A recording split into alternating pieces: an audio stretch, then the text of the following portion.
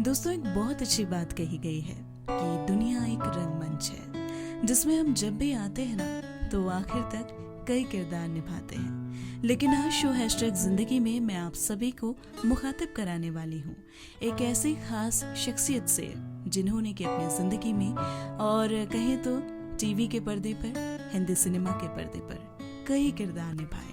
आप सुन रहे हैं 107.8 FM हिमगिरी की आवाज, आपकी अपनी आवाज। मैं हूं ग्रीश थापर, शो हैशटैग जिंदगी में आरजे ज्योति के साथ। तो सर, आपका तहे दिल से इस्तकबाल है हमारे शो हैशटैग जिंदगी में।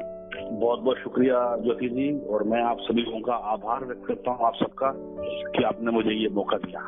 जी सर, तो सबसे पहला सवाल ये पूछना चाहेंगे, लॉकडाउन का वक्त है तो कैसे हैं सर आप? मैं बहुत अच्छा हूँ और इस लॉकडाउन का मजा ले रहा हूँ अच्छे से। जी, तो बेसिकली सर आप मेरठ से हैं और अभी इन दिनों लॉकडाउन की वजह से आप मुंबई में हैं और आपने जैसे कहा कि आप फैमिली से दूर हैं, अकेले हैं, लेकिन होता है कि एकदम ड्रामेटिक चेंज जिसे कहेंगे हम, एकदम किरदार बदल गया है हमारी जिंदगी का। तो ऐसे में आप कैसे अपनी जो रूटीन है, दिन भर का जो रूटीन है, उसको फॉलो करते हैं? ऐसा है ज्योति जी कि ये तो मेरे को जो भी सरकारी आदेश हुआ है मैं उसको उसी तरीके से निभा रहा हूँ, मान रहा हूँ जैसे जैसे बोला जाता है। लेकिन मुझे इस बात का बेहद दुख रहेगा अपनी जिंदगी में हमेशा कि ईश्वर की कृपा से हमें वो एक मौका मिला था अपने परिवार के साथ, अपने बच्चों के साथ, अपने परिवार के साथ समय बिताने का, वो मैं नहीं बिता पा रहा हूँ। बिल्कुल, कहीं ना कहीं फैमिली को तो हम इन दिनों मिस करते ही हैं बहुत ज्यादा, जो कि अपनी फैमिली से दूर है। लेकिन फिलहाल पूछना चाहूंगी कि आमची मुंबई के क्या हाल है, वहाँ किस तरह लॉकडाउन फॉलो किया जा रहा है? आमची मुंबई के भी पूरे शेष भारत की तरह वैसे ही हाल है। लॉकडाउन अच्छे से पालन किया जा रहा है। हमारी सोसाइटी में खासकर बहुत अच्छे से पालन हो रहा है। सोशल डिस्टेंसिंग का ध्यान रखा जा रहा है। जी हाँ सर, ये तो खैर बहुत अच्छी बात है कि आपकी सोसाइटी के आसपास जो है लॉकडाउन का बहुत अच्छे से पालन किया जा रहा है। लेकिन फिलहाल अब बढ़ते हैं आपके अभिनय के सफर की तरफ। और सबसे पहले मैं बात करना चाहूंगी, आपके कई फेमस सीरियल्स रहे, जैसे कि क्योंकि जीना इसी का नाम है, सपनों के भंवर में, ऐसा प्रेम कहा, जिंदगी एक भंवर, बहुत सारे आपने सीरियल्स कर चुके हैं। और इसी के साथ अगर सिनेमा जगत की बात की जाए तो भारत भाग्य विधाता से लेकर अभी हाउसफुल 4 तक का सफर, तो इतना लंबा सफर आपने तय किया है, बहुत सारे अनुभव होंगे, तो कुछ इसके बारे में अपने अनुभव, एक्सपीरियंसेस शेयर कीजिए। देखिए, सबसे पहले तो मैं आप सभी लोगों का आभार व्यक्त करता हूँ, खासकर मेरठ का, उत्तर प्रदेश का जी, और अपने सभी शहरों का और पूरे देश का, कि जिन्होंने मुझे इतना प्यार, इज्जत, सम्मान, आशीर्वाद दिया। क्योंकि कहते हैं अगर आप ना होते तो हमें गजल कौन कहता और हमारे इस चेहरे को कंवल कौन कहता। ये तो करिश्मा हुजूर मोहब्बत का, वरना हम पत्थरों को ताजमहल कौन कहता। क्या बात सर। ये जो एक सिलसिला थिएटर से शुरू हुआ, मुसलसल आज तक चलता चला आ रहा है। उसके बाद वही है कि मैं तो ईश्वर को, वाहिगुरु परमपिता परमेश्वर को बस इतना धन्यवाद देना चाहता हूँ कि इतना दिया उस सरकार ने हमको, हमारी तो कोई औकात नहीं, ये तो कर्म ऊपर वाले का, वरना हम में तो ऐसी कोई बात नहीं। क्या बात है सर, क्या बात। आपके हर शब्द में बयां होती है कलाकार की छवि। लेकिन एक छोटे से शहर से निकलकर आमची मुंबई में पहुंचना, मुंबई सपनों की नगरी, वाकई में एक बहुत अलग अनुभव है और काफी जो स्ट्रगल है इस बीच आपका रहा होगा, तो इस अनुभव के बारे में कुछ बताइए। देखिए, जब आप काम करते चले जाते हैं ना, तो कहता कि मैं अकेला ही चला था जानिबे मंजिल की ओर, लोग मिलते गए और कारवा बनता चला गया। वो एक कड़ी से कड़ी जुड़ती चली जाती है। जैसे हमने थिएटर किया, उसके बाद हमारे मित्र हैं राकेश कपूर साहब, जो आजकल यूएस में है, वो सीरियल कर रहे थे रामायण मुंबई में आके उस जमाने में। तो हमने भी उनको बोला है कि सारी जिंदगी की हम सिर्फ थिएटर करते रहेंगे, कभी टीवी या उसमें अपनी फोटो नहीं देखेंगे हम कभी। तो पता नहीं, मुझे लगता है शायद उनके मुख पर सरस्वती विराजमान थी। ये 93 की बात है। तो कह रहे थे ग्रीश चिंता न कर, 94 में तेरे कोई ना कोई सीरियल कराऊंगा। तो फिर उन्होंने मुझे मिस्टर एन के माथुर साहब से मिलवाया, फिर मैंने सीरियल आसमान की ओर किया, फिर दिल्ली में सुधा किया।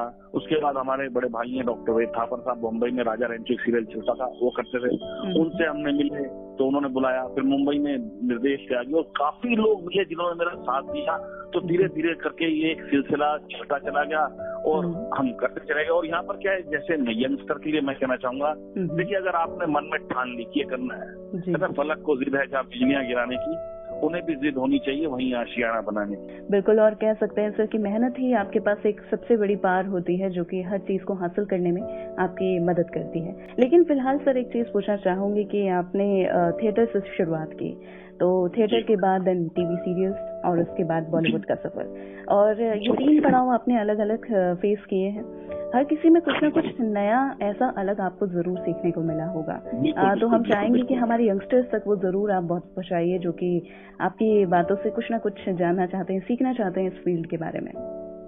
सबसे पहले तो जो थिएटर है, ये थिएटर, फिल्म, सीरियल, ये सब एक ही चीज है, लेकिन इनकी विधाएं अलग अलग हैं, उनमें एक्टिंग करने का तरीका अलग अलग है।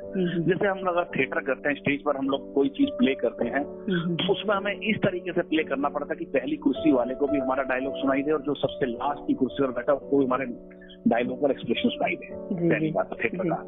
सीरियल के अंदर क्या होता है, सीरियल में भी आप माइथो सीरियल कर रहे हैं या फैमिली ड्रामा कर रहे हैं, तो उसमें दोनों में एक्टिंग में फर्क होता है। माइथो में आपको बड़ा लंबा लंबा ऊंचा ऊंचा बोलना पड़ता है और ज्यादा एक्सप्रेशन नहीं, क्योंकि कैमरा बड़ा सेंसिटिव आपको बोला। फिल्म और तरीके से होती है, और एड सबसे अलग, उसमें बहुत ही कम रिएक्शन होते हैं, बहुत छोटे छोटे तरह से शूट किया जाता है। तो तीनों अलग अलग है, लेकिन चीज एक ही है, करने का तरीका एक जैसा ही है, लेकिन वो नहीं करते करते हमारे में कहना है कि मांगते मांगते इंसान फकीर बन जाता है ना, तो करते करते सब आ ही जाता है। लेकिन अगर इस फील्ड में जाना चाहते हैं तो दिमाग में कौन सी ऐसे कुछ खास बातें हैं, कुछ खास पॉइंट्स हैं जो कि हम सोच के रखें और देन शुरुआत करें? देखिए, सबसे पहले तो ये है कि आपको ईमानदारी से ये सोचना है कि मुझे वाकई में इस फील्ड में जाना है, मुझे काम करना है, तो फिर उसी के बारे में सोचें, उसी के बारे में मनन करें, उसी के बारे में सारा ध्यान लगाएं, इधर उधर की किसी चीज पर नहीं। फिर उसके बाद कोशिश करें थिएटर ज्वाइन करें, थिएटर ग्रुप ज्वाइन करें, वहां पर उसकी बारीकियां सीखें, एक्टिंग की बारीकियां सीखें, क्योंकि यहाँ पर देखो कोई सिखाएगा नहीं किसी को, यहाँ पर आपको सीख के आपको बेसिक्स तो मालूम हो जाएगी। उसके बाद थोड़ा सा गाइड नहीं, यहाँ किसी से कैमरे के किस तरह से कैमरा करना पड़ता है कि वैसे करते करते आता है, लेकिन बेसिक्स तो आपको मालूम होने चाहिए। वो करने के बाद, और सबसे मेन यहाँ पर जो काम पाने का तरीका, लोग सोचते हैं कि एकदम होता है, देखिए ऐसा एकदम नहीं होता है। हर आदमी को मेहनत करनी पड़ती है। जितने बड़े बड़े आप स्टार दिखते हैं, उन लोगों ने वाकई में जमीन से शुरू करके ही उस बुलंदी को छुआ है। आप यहाँ आए, यहाँ कास्टिंग डायरेक्टर से मिले, प्रोडक्शन हाउस में मिले, उसके बाद ऑडिशंस देने के बाद, क्योंकि यहाँ पर कंपटीशन तो हर फील्ड में इसमें थोड़ा ज्यादा है। आपका कंपनी ऑडिशन होगा, ऑडिशन के बाद वो यहाँ पे कास्टिंग डायरेक्टर देखेगा, उसके बाद फिर चैनल में जाएगा, फिर चैनल देखेगा, तो है तो लंबा प्रोसीजर, लेकिन हिम्मत नहीं हारनी है यहाँ पर। तो इन फ्यूचर अभी आगे की बात करते हैं, जब हालात फिर से वही बेहतर हो जाएंगे जैसा हम चाहते हैं, तो आगे सर क्या प्लानिंग्स हैं? और अभी बॉलीवुड में भी आप बहुत बेहतरीन काम कर रहे हैं, तो वो भी हम जानना चाहेंगे। चल रहा है, और अभी मेरी 2-3 फिल्में जिसमें मेरे अच्छे अच्छे कैरेक्टर है, तो सबसे पहले रिलीज होगी। उसमें छोटा कैरेक्टर है, लेकिन शकुंतला देवी बायोपिक है, बगन जी के साथ किया है। उसके बाद एक फिल्म शमशेरा आएगी, यश राज मूवी है, उसमें संजय और रणवीर कपूर पंडित का रोल किया है। और जो मुझे फिल्म से ज्यादा उम्मीद है, जो बड़ी फिल्म है, बट्टी बबली पार्ट 2, इसमें अच्छे सीन है, अब जितने बचेंगे बाद में देखने वाली बात है। तो सर आपने इतनी बेहतरीन बातें हमसे शेयर की, बहुत सारी चीजें हमें बताई हैं, और हम उम्मीद करते हैं कि जल्द ही हम आपको बहुत सारी सीरियल्स में भी देखेंगे, और साथ ही टीवी सीरियल्स के साथ साथ बॉलीवुड के जो पर्दे हैं उसमें भी आपको जरूर हम देखेंगे। लेकिन साथ ही एक चीज आखिर में पूछना चाहूंगी, देश के हालात हम जानते हैं और फिलहाल घरों में हैं, कैद हैं, तो इस एक नए अनुभव के बारे में कुछ बातें हमारे लिस्टर्स के साथ जरूर शेयर कीजिए। मेरा आप सभी लोगों से हाथ जोड़कर गुजारिश है, मेरा निवेदन है कि मेहरबानी करके सरकारी आदेशों का पालन करें, घर पर रहें, स्वस्थ रहें, सुखी रहें, हाथ धोते रहें, मुंह पर मास्क बांधें, और घर से कोई राष्ट्रपति स्तर का कोई जरूरी काम है तो घर से बाहर निकलें, अन्यथा वो घर पर रहें। और उसके अलावा लॉकडाउन का ईमानदारी से पालन करें। हम जल्दी से इस समस्या से निजात पाएंगे, और मैं भी आपका बहुत बहुत आभार व्यक्त करता हूँ। और अंत में मैं सभी अपने चाहने वालों को यही कहूंगा कि कितनी जल्दी ये मुलाकात गुजर जाती है, कितनी जल्दी ये मुलाकात गुजर जाती है, प्यास बुझती नहीं बरसात गुजर जाती है। और अपनी यादों से कहना कि वो इस तरह ना आया करें, क्योंकि नींद आती नहीं रात गुजर जाती। क्या बात सर, धन्यवाद सर आपका बहुत बहुत। Thank you.